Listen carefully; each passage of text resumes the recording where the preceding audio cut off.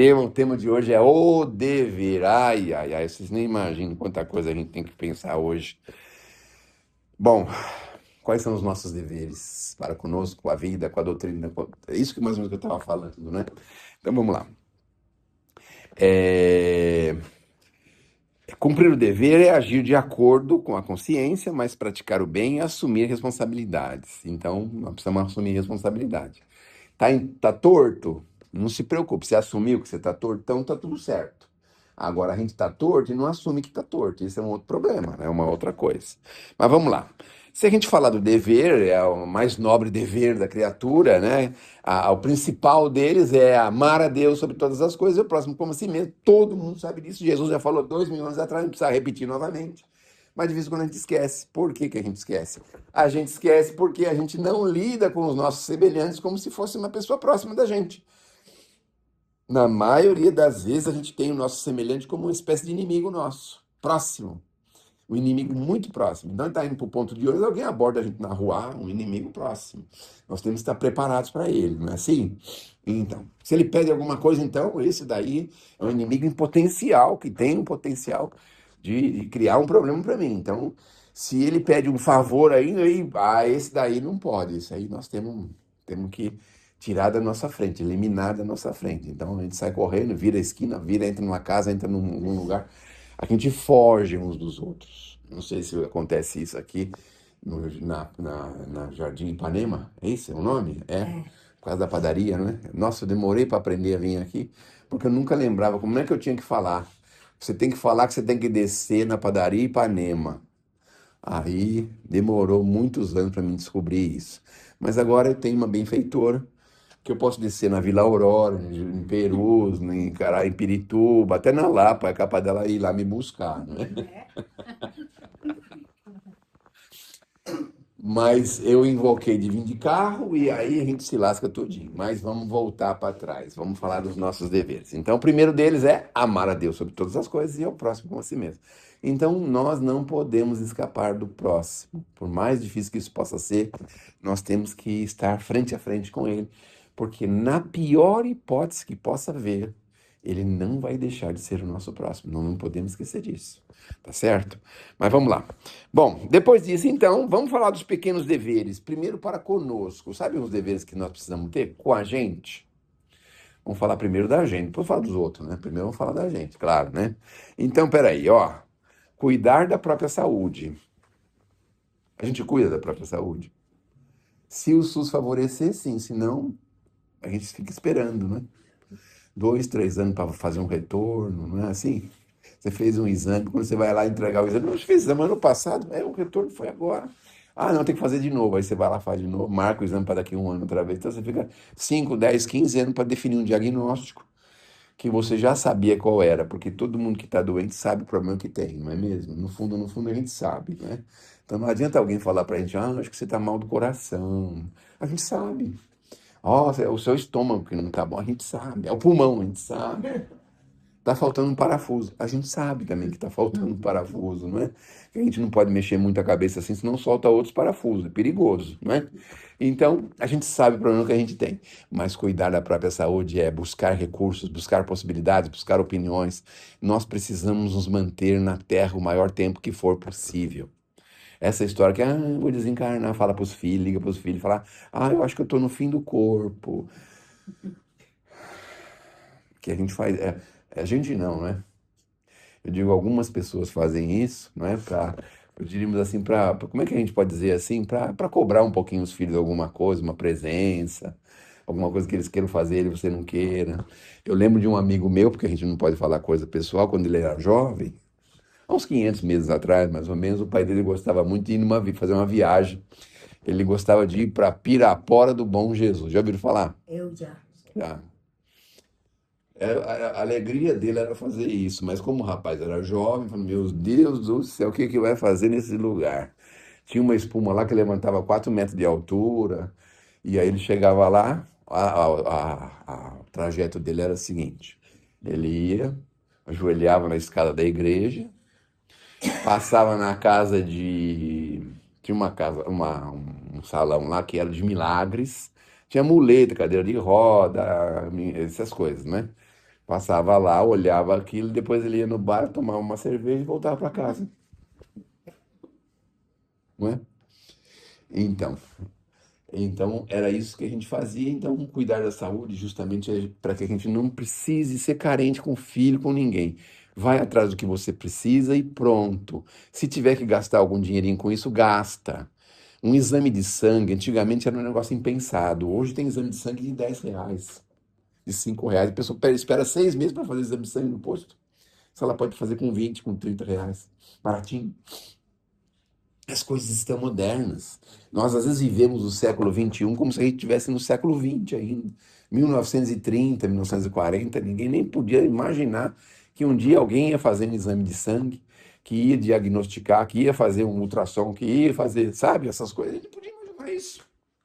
E hoje tem tudo aí à nossa mão. Às vezes, aqui no bairro mesmo, se bobear, tem lugares que fazem esses exames a um preço acessível. E a gente fica 6 meses esperando por causa, sabe? Então, um dos nossos deveres é cuidar da própria saúde.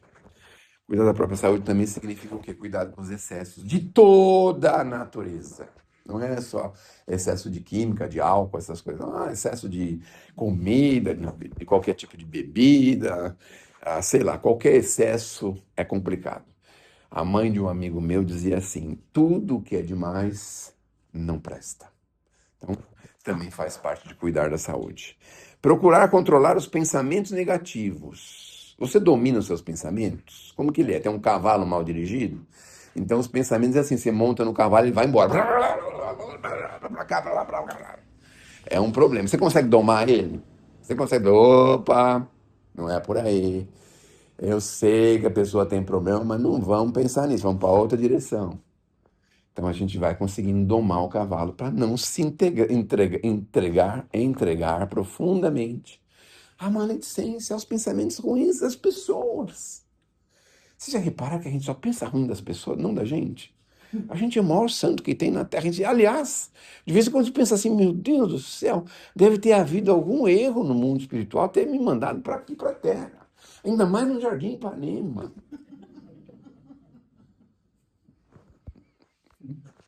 A gente não pensa assim que as pessoas estão cheias de defeitos. Como as pessoas têm defeito? Assim como as pessoas têm defeito, assim, eu ia dizer assim, assim como tem gente que é insuportável, nós também somos para as pessoas. Então, nós também temos defeito, um monte de defeito, um monte. A gente nem imagina o quanto que a gente tem. Sabe, o chulé é o menor de todos. Não estou falando que o expositor fala que não precisa. Não precisava ter falado isso, né? Podia ter falado uma coisa assim mais elevada, não é? Então é assim, o não falar bem das pessoas é o maior de todos, não é? Mas vai falar de chulé, meu Deus do céu. Você sabe qual é a definição de chulé? É suor e pé sujo, só isso. Né? É só lavar o pé e não suar no pé. Ah, mas sua no pé? Então limpa o pé. Um amigo meu, quando era criança, ele estava muito cansado, ia andar na rua descalço o dia inteiro, jogando bola, e estava morto. Ele deitava na cama, a mãe dele vai tomar banho. Falava, mãe, estou tão cansado, mas tão cansado. Não pode só passar o pano? Então as mães passavam o pano, né? Antigamente passava o pano, não era? Ah, então, passava o pano, né? Lavava só o pé, né? Normalmente é assim. Então, estudar e buscar aperfeiçoamento moral. Então, é preciso a gente fazer aquele balancinho para a gente saber onde estamos pisando na bola. Porque de vez em quando a gente tem uma dificuldade de entender que a gente precisa dar um passinho mais para frente, que a gente precisa ser uma pessoa melhor, sabe assim, de suportar alguém, ter um pouquinho de compaixão, de misericórdia, de paciência com as pessoas. A gente não consegue aceitar isso, não consegue construir isso na gente. A gente fica vivendo assim, sabe? Não, eu sou assim, eu tenho opinião. Bela opinião, né? Quer dizer, você veio aqui de um jeito, vai continuar do mesmo jeito, vai voltar do mesmo jeito, porque você não muda. Se a gente não mudar, volta do mesmo jeito. Aí fica a roda das reencarnações. O que é a roda das reencarnações? Lá na Índia eles falam isso, né? A roda das reencarnações. E aí já pensaram a gente ter que reencarnar lá na Índia, por exemplo? Passa uma vaca na rua, todo mundo tem que parar, reverenciar a vaca, lá, a vaca. Se vai um brasileiro falar filé mignon, picanha. não falei para vocês que o expositor fala que não precisa. Mas, enfim, não é? Reconhecer os próprios erros e corrigi-los. Você costuma dar seta no volante? Se você reconhecer que você dá muito pouco a seta, aí você tem que mudar. Você para na faixa do pedestre, você deixa o pedestre passar, você tem que mudar. É isso, só isso que precisa. Porque, primeiro, a gente nunca vai reencarnar no outro país, né? Vocês já imaginaram, né? Bom, vamos reencarnar na Alemanha, por exemplo. Na Alemanha, tudo bem, a gente não consegue nem respeitar as leis de trânsito do Brasil. Será que a gente consegue da Alemanha? Eu tenho um amigo que tem uma sobrinha que mora na Inglaterra. Aí ela saiu lá com o carro, fez uma conversão errada, mas deu um problema. Guincharam o carro dela. Depois descobriram que não tinha seguro. Na Inglaterra, nenhum carro pode andar sem seguro. Nenhum.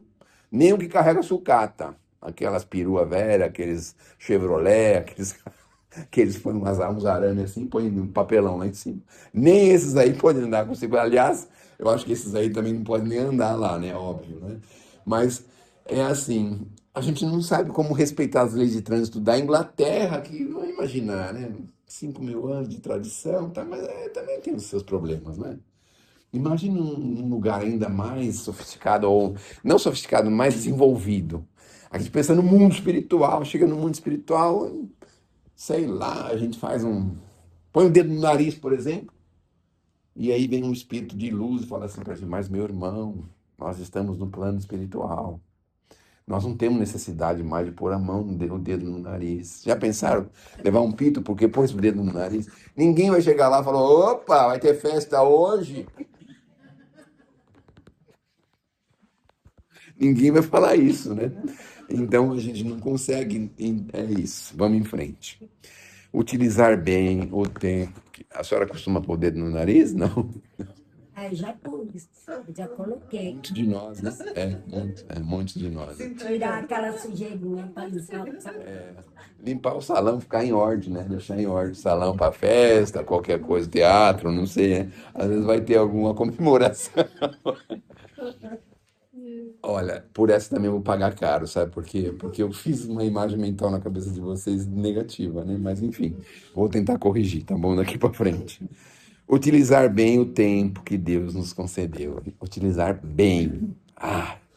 Às vezes tem dias que a gente utiliza muito bem, mas tem dias que a gente joga fora um tempo, um tempo, um tempo.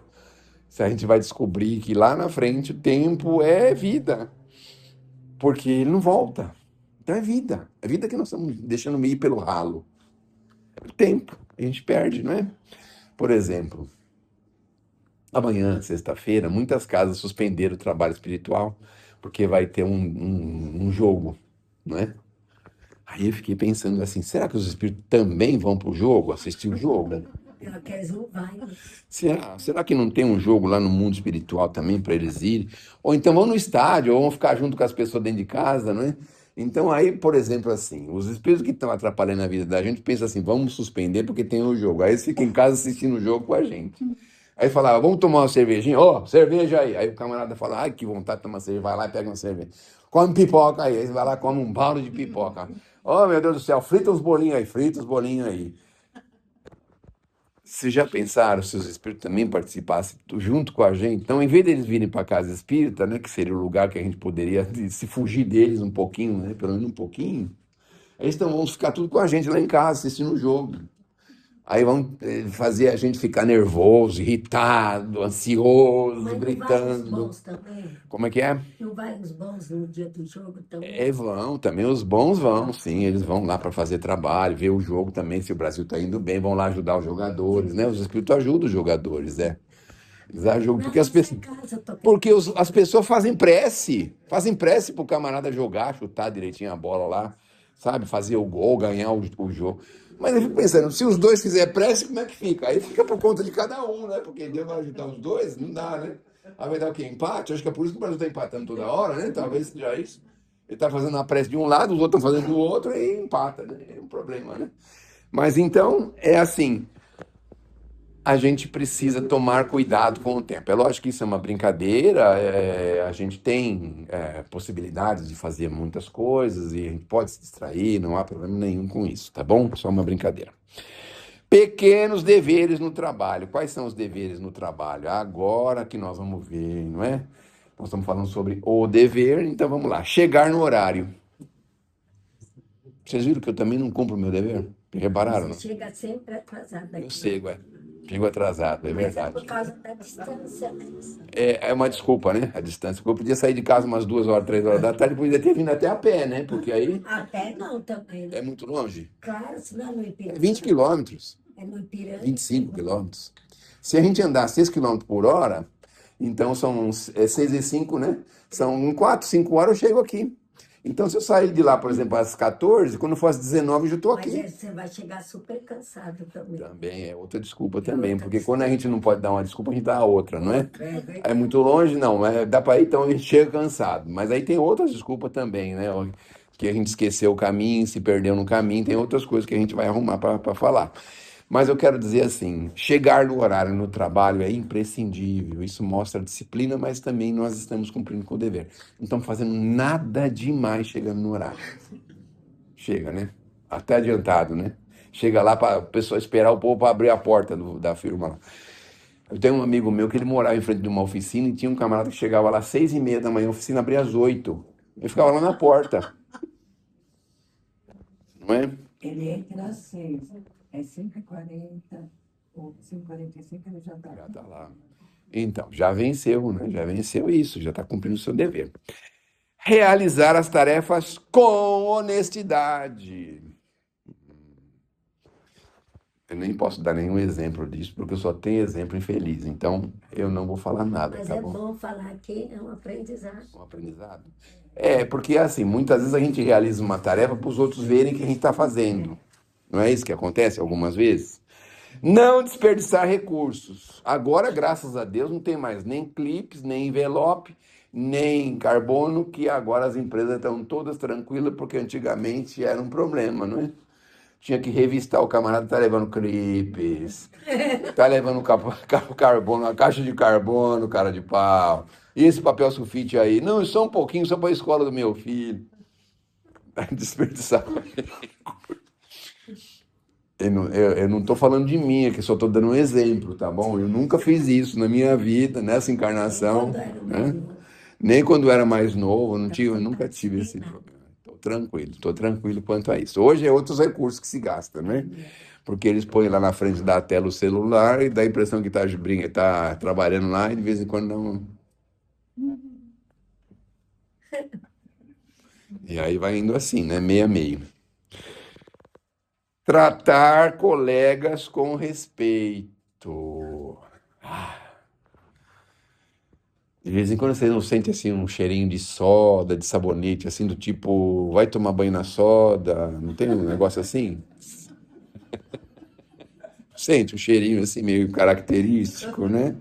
Mas tratar com respeito, com urbanidade, a gente tem que se esforçar para isso. Fazer o melhor possível, mesmo que ninguém esteja fiscalizando. Porque quando alguém está fiscalizando, a gente é obrigado a fazer mesmo, né? Se a gente trabalha na prefeitura, por exemplo, não, esse exemplo não é muito bom de dar, vamos dar outro exemplo. Se tiver alguém olhando, né? Outro dia um amigo meu foi numa borracharia e estava escrito assim: conserto do pneu, R$ 20. Com você olhando, 35. Esse foi bom. Eu não sei por que tinha isso, meu Deus do céu, né? É quem fica fiscalizando. Bom, pequenos deveres na convivência social. Cumprimentar as pessoas com gentileza. A pessoa do interior detesta o pessoal de São Paulo, porque eles vêm aqui, cumprimentam as pessoas, dá bom dia, boa tarde, boa noite, e ninguém responde. A coisa que mais irrita a pessoa do interior é isso. Eu perguntei uma vez, estava lá no interior, eu perguntei, vocês têm uma vida tão boa, tudo tranquilo aqui, sossegadão, então o que irrita tanto vocês aqui? Ah, irrita a gente aqui quando a gente cumprimenta a pessoa não responde. Eu falei, ainda bem que você não mora no meu prédio, viu? Porque se pegasse o elevador que eu pego, seria um problema, né? Porque lá ninguém responde nada. A gente quase consegue ler os pensamentos. Ainda não, graças a Deus, né? Porque já pensou se a gente conseguisse ler os pensamentos? Ia ser mais difícil, mais complicado, né? Respeitar filas e regras. Não é porque tem 80 anos que vai passar na frente, viu? Na hora do passe. Não é porque tem prioridade, não é? Já foram no banco? Você vai no banco, aí você é o próximo. Aí daqui a pouco entra alguém com prioridade, aperta o botão de prioridade, aí chama ele primeiro. Bom, só tem mais um, tranquilo. Aí vem, chega outro, aperta a prioridade. Aí vem o outro, é o outro, vai na frente, passa 10 pessoas na sua frente. Olha que coisa, né? Antigamente, os meus amigos reclamavam, mas agora que eles estão com 60 anos, eles estão achando é bom, né? Mas quando a gente não tem a idade, é um problema, né? Não espalhar boatos. Boatos, coisas impróprias, indevidas, mentiras, essas coisas. Esse tal de ouviu dizer, disse que me disse, isso aí é o complicado, é o perigoso, né? Ser educado no trânsito faz parte do nosso dever, ser educado no trânsito. Então, por exemplo, se o carro não para na faixa, que Deus te abençoe, te ilumine, Jesus te proteja, proteja sua mãe, seu pai, seus irmãos, sua família inteira, não é? Então, ser educado no trânsito é assim, a gente não queria, assim, sabe que por qualquer motivo a gente quer ser deseducado, já repararam? É, Por quando o qualquer carro morre, motivo. então, é buzina. É, então, ainda bem que ele não morre, né? Ele só apaga um pouquinho, depois ele volta à vida, né? Bom, ajudar alguém quanto possível. Isso é um dever social que nós temos. Pequenos deveres na vivência cristã. Vamos ver agora qual que é. Em alguns, fazer uma prece diariamente. Se a gente escolheu fazer à noite, eu dou uma sugestão a mais.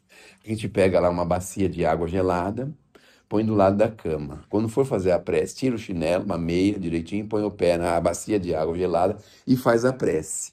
Porque se a gente escolher de fazer a prece à noite na hora de deitar, você vai deitar, vai pôr o cobertor quentinho e fala assim: vou fazer a prece bem quentinho, gostoso, agora vou fazer a prece. Não é? Aí você acorda no dia seguinte terminando a prece. Né? Assim, você não sabe nem como foi o meio da prece. O negócio é complicado, viu, gente? Então, se a gente se dispôs a fazer a prece, não é? É importante a gente tomar cuidado, porque tem alguns momentos que são difíceis. Mas a gente pode fazer uma prece assim que não precisa ser um monte, um palavreado muito rebuscado e nem muito grande, e agradecer oportunidades que a gente tem na vida. Ou sei lá, você conseguiu chegar no seu trabalho bem, agradecer, graças a Deus estou aqui, muito obrigado. Sei lá, o alimento que você vai comer, as coisinhas do dia a dia, você conviver com Deus. Eu não sei se vocês têm esse problema, mas hoje, com todas as redes sociais que a gente passa às vezes o dia inteiro e não conversa uma palavrinha com o marido, com o namorado, com ninguém. Então, é mais ou menos assim, a gente passa às vezes uma encarnação inteira e não se dirige a Deus em momento algum. Então, é complicado, a gente precisa criar essa ligação com o Criador, através do agradecimento, óbvio, não é? E conversar com Ele através da prece. Praticar a caridade conforme as possibilidades. E aí tem as duas, né? A caridade moral e a material. Não está falando aqui nenhuma das duas. Então a gente pode usar a caridade moral constantemente, sem restrição nenhuma, com todas as pessoas. E a caridade material, o quanto possível, né? A casa tem aí atendimentos, essas coisas todas. Mas ela tem que estar revestida da caridade moral. Porque se a gente for buscar a ajuda de alguém, mantendo o orgulho em nossos corações, o trabalho não funciona para nada, não serve para nada. Olha lá no livro dos Espíritos. Eles falam isso pra gente. É importante o trabalho, a prática no bem, mas isso tem que ajudar a gente a mudar nosso sentimento interior. Porque senão não serve, não funciona. Perdoar pequenas ofensas. Por que será que ele falou pequenas? As grandes são difíceis, né? As pequenas também são. Algumas delas, depende de quem foi, né? E é terrível, né? Mas a gente precisa devagarzinho aprender a perdoar. Evitar julgamentos precipitados, consolar alguém que esteja sofrendo. E não significa que a gente vai resolver o problema da pessoa. Às vezes o fato de você estar ali do ladinho, só escutar. Escutar quando a pessoa se dispõe a falar, porque às vezes ela está sofrendo e ela não quer falar nada, não quer saber de nada, ela quer ficar na dela, ela quietinha. Fica ali do ladinho e tal, tudo bem. Se um momento ela quer conversar, você conversa, mas sem a pretensão de querer resolver o problema, porque tem problemas que são insolúveis, não estão na nossa mão resolver. Então, escutar para seguir adiante, não é? Bom, chega. Olha Se que for meio atrasado, dá para fazer mãozinha. se Jesus visitasse hoje a nossa casa, quais os deveres, os pequenos deveres, ele esperava encontrar cumpridos em nossa vida? Pensou Jesus nos visitando? Eu sugiro a vocês, nunca convidem Jesus para ir em casa, viu, gente? É muito perigoso. É muito perigoso. E também falo outra coisa, viu? Não peça para Jesus resolver o problema de vocês, não. Sabe por quê? Porque está lá no Evangelho. Eu quero que o fogo se acenda. Eu puxo a espada e quero que ela se cumpra. Ou seja, o negócio é para resolver, não é para passar a mãozinha, não. É para resolver. Então, se se chama Jesus, é para resolver com a cara bem, com um sentimento elevado, com o pensamento elevado, com a cara levantada, com o rosto levantado. Esse negócio de ficar passando a mãozinha para depois, não é com Jesus. Então, se é para resolver, toma cuidado, viu? É isso. E se chamar ele para vir em casa, já pensaram? Chamar ele para vir em casa? Aí a gente fica pensando, meu Deus, e se Jesus viesse em casa hoje? Vamos imaginar, segunda-feira de manhã, a casa estava em ordem? Como é que seria a visita dele? Ele não ia se incomodar com isso, mas a gente ficaria incomodado, não é? Imagina a Marta e a Maria lá. A Marta falou: Ô Senhor, pede para Maria me ajudar aqui no serviço doméstico. Estou aguentando, tem tanta coisa para fazer, meu Deus do céu. Tem que escolher feijão, ligar o fogo, tem que fazer tanta coisa para servir aqui as pessoas. E ele falou assim: Ô Marta, Marta. A Maria descobriu qual que é a melhor parte, né? A melhor parte era estar com ele. Não era estar com ele? Claro que era estar com ele. Só que a gente também tem esse problema, a gente não costuma usar a melhor parte, porque às vezes a gente está com uma pessoa que a gente poderia ter muito proveito junto dela e a gente simplesmente vira as costas, vira o rosto. Vem um familiar com idade na nossa casa nos visitar, uma pessoa que é visivelmente assim avançada, sábia, conselheira, amorosa, fraterna, a gente nem liga. Nossos filhos, então, nem se fala, né? Então eles não querem saber. Mas é muito importante estarmos no momento certo, com as coisas certas, fazendo as coisas certas, não é? Amarás o Senhor teu Deus de todo o teu coração, de toda a tua alma e de todo o teu entendimento. E amarás o teu próximo como a ti mesmo. Esse é o mais importante dos nossos deveres. Então, amar ao próximo significa amar a Deus. Quem não ama o próximo está longe de amar a Deus. Então, pensemos nisso. Que Deus nos abençoe, que Jesus nos ilumine e que possamos sair daqui pensando em como fazermos para sermos uma pessoa melhor. Muito obrigado.